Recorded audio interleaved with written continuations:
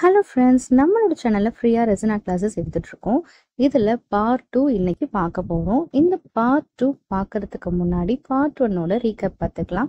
Part 1ல் நம்ம ஒரு ரெசனாட் செய்யறதுக்கு பேசிக் ரிப்பேர்மெண்ட்ஸ் எல்லாம் என்னென்னலாம் தேவைன்றதை பற்றி சொல்லியிருந்தோம். என்னென்ன டைப் மோல்டுலாம் யூஸ் பண்ணுறோம், அடுத்தது என்ன டைப் ஆஃப் ரெசன்லாம் யூஸ் பண்ணுறோன்றத பற்றி சொல்லியிருந்தோம். இதை பற்றின வீடியோ லிங்க்கை வந்து நான் இந்த டிஸ்கிரிப்ஷனில் அட்டாச் பண்ணுறேன், இந்த வீடியோட டிஸ்கிரிப்ஷனில். இது வீடியோக்குள்ளே நம்ம போகிறதுக்கு முன்னாடி நம்மளோட சேனல்ல யாரெல்லாம் சப்ஸ்கிரைப் பண்ணலையோ மறக்காம சப்ஸ்கிரைப் பண்ணுங்க, கொஞ்சம் சப்போர்ட் பண்ணுங்க. இப்போ பார்ட் 2ல நம்ம ரெசனாட் செய்யும் போது என்னென்னலாம் சேஃப்டி ப்ரிகாஷன்ஸ் நம்ம பண்ணணும் அப்படின்றது தான் பார்க்க போறோம். கண்டிப்பா வந்து மாஸ்க் வியர் பண்ணணும். ஏன்னா நம்ம ரெசினையும் ஹார்னரையும் மிக்ஸ் பண்ணும்போது அதுல இருந்து ஒரு ஸ்மோக் வெளியில வரும். அந்த ஸ்மோக் வந்து நம்ம ப்ரீத் பண்றதுனால நமக்கு ஹெல்த் இஷ்யூஸ், ப்ரீத்திங் ப்ராப்ளம் வரலாம், இல்லை தேவையில்லாம இன்னும் ஹை லெவல் இஷ்யூஸ் எல்லாம் வரும். அது ஏன்னா கெமிக்கல்ஸ் தானே, அதனால நம்ம அதை மிக்ஸ் பண்ணும்போது கண்டிப்பா மாஸ்க் வியர் பண்ணணும். மாஸ்க்ல 2 டைப் இருக்கு. நீங்க வந்து 1 யூஸ் மாஸ்க் வியர் பண்ணிக்கலாம். அப்படியும் இல்லையா respirator. Comparing to prices 1 use mask வந்து ரொம்ப சீப் அண்ட் பெஸ்டா இருக்கும். 5 to 10 rupeesக்குள்ளேயே முடிஞ்சிடும். ரெஸ்பிரேட்டர் பார்த்தீங்கன்னா உங்களுக்கு காஸ்ட் வைஸ் அதிகமாக இருக்கும். மோர் ஓவர் 500 கிட்ட வரும். உங்களுக்கு நேரில் இருக்க பெரிய ஷாப்பிங்ல கிடைக்கும். அப்படியும் இல்லையா அமேசான்ல கூட நீங்க வந்து ஆர்டர் பண்ணிக்கலாம், அதுலயுமே இருக்கு. அடுத்தது கண்டிப்பா வந்து கிளவுஸ் வியர் பண்ணிக்கணும். 1 யூஸ் கிளவுஸா இருக்கிறது பெஸ்டா இருக்கும், யூஸ் அண்ட் த்ரோவா இருக்கிறதுனால.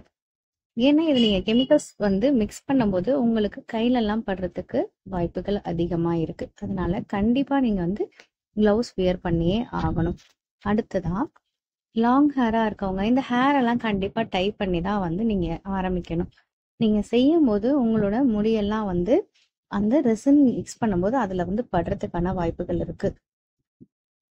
இந்த ஹேரு, அடுத்தது கிளாத்ஸ், ஷாலு, சாரீஸ் எல்லாம் வந்து நீங்க அப்படியே வந்து படர்ந்து வந்து செய்யாதீங்க. அதெல்லாத்தையும் கொஞ்சம் நல்லா ஒதுக்கி விட்டுட்டு அதுக்கப்புறம் நீங்க செய்ய ஆரம்பிங்க. நீங்க ரெசின் ஆர்ட் வந்து செய்யும் போது அதுல எல்லாம் பட்டுச்சுன்னா உங்களுக்கு ரெசின்ல வந்து படுறதுக்கான வாய்ப்புகளும் இருக்கும். தென் உங்களோட ஹேர் லாஸும் ஆகும். அதுக்காக தான் நீங்க மோஸ்ட்லி வந்து ஹேர் வந்து பன் பண்ணிட்டு நீங்க அது மேல கவர் போட்டுக்கோங்க, உங்களுக்கு அது பெர்ஃபெக்டா இருக்கும்.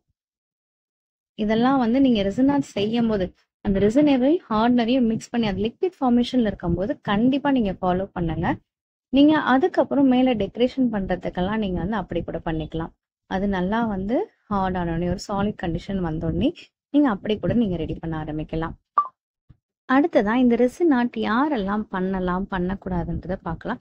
கண்டிப்பா வந்து பிரெக்னென்ட் லேடிஸ் பண்ணக்கூடாது. பிரெக்னென்ட் லேடிஸ் பண்றதுனால உங்களுக்கு அந்த ப்ரீத்திங் இஷ்யூஸ் வரலாம்.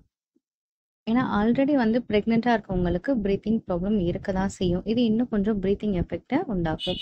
தென் சின்ன பிள்ளைங்க கண்டிப்பா பண்ணக்கூடாது. இதுல இருந்து வர ஃபியூம்ஸ் வந்து ப்ரீத்திங் எஃபெக்டை கண்டிப்பா உண்டாக்கும்.